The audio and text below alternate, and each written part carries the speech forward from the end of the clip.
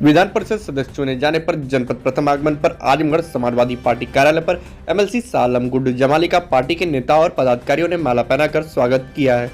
Samajwadi party के निवर्तमान जिलाध्यक्ष हवलदार यादव का कहना था कि गुड्डू जमाली को एमएलसी चुने जाने पर व दरोगा प्रसाद सरोज को प्रत्याशी बनाए जाने पर पार्टी को मजबूती मिली है।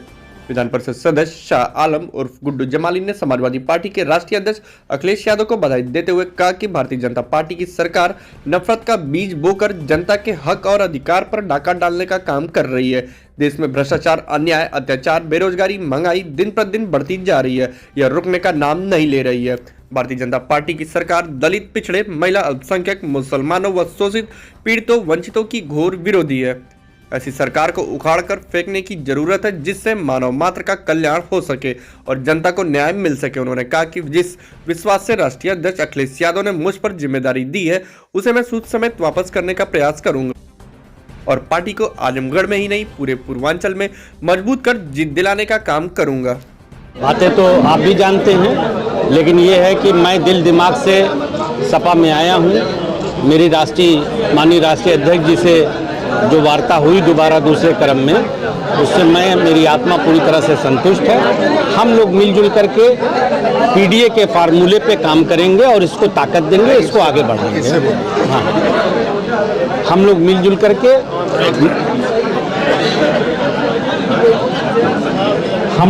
करके माननीय राष्ट्रीय अध्यक्ष की जो एक सोच है, थॉट है पीडीए की, हम लोग उसको ताकत देंगे। जहाँ तक हम लोगों का बस चलेगा उसको मजबूत करेंगे।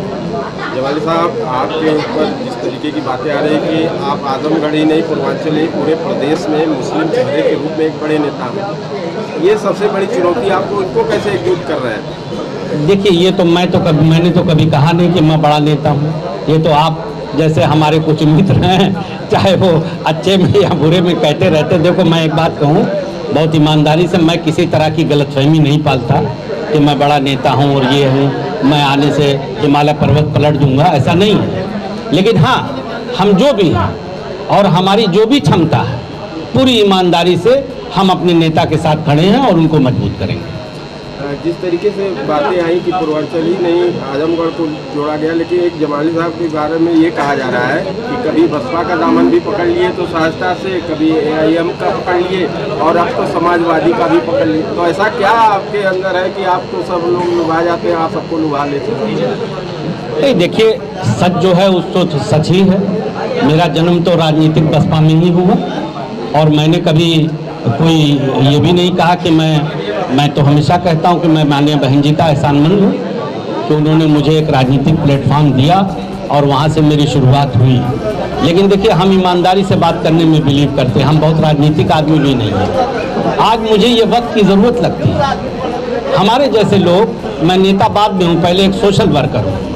आज मेरी ये थॉट है कि आज वक्त की ये ज़रूरत है कि हम सब मिल करके सेकुलर फोर्सेस को मजबूत करें और इस प्रदेश में विपक्ष के रूप में अगर कोई खड़ा है और लड़ रहा है तो हमारे माननीय राष्ट्रीय अध्यक्ष अखिलेश यादव जी।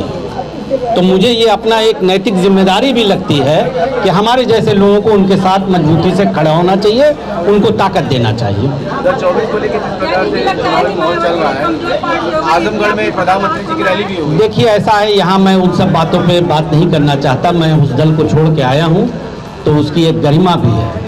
मैं अपने आज मैं सपाई की हैसियत से यहाँ बात कर रहा हूँ।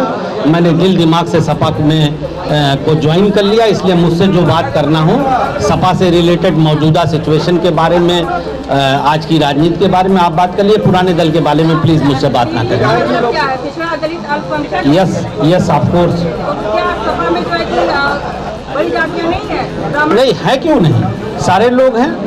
जो भी समाज के अच्छी सोच समझ के लोग हैं वो सब हैं। हमारे यहाँ क्षत्रिय भाई भी है, ब्राह्मण भाई भी है, सारे लोग हैं। लेकिन ये ज़रूर है कि जो समाज का कमज़ोर तबका है, जो कहीं न कहीं जातिगत आधार पे या आर्थिक आधार पे, इन आधारों पे जिसका तुष्टीकरण या जिनको जुल्म जातियों का शिकार है, उसके लिए एक फोरम बना के सभी लोग लड़ेंगे। उसमें हमारा क्षत्रिय भाई सबसे पहले लड़ेगा, ब्राह्मण सबसे पहले लड़ेगा। ऐसा थोड़ी है कि हम और आप सिर्फ लड़ेंगे, और लड़ रहे हैं। प्रधानमंत्री की रैली को कितना सही मान रहे हैं? हाँ, तो कितना सही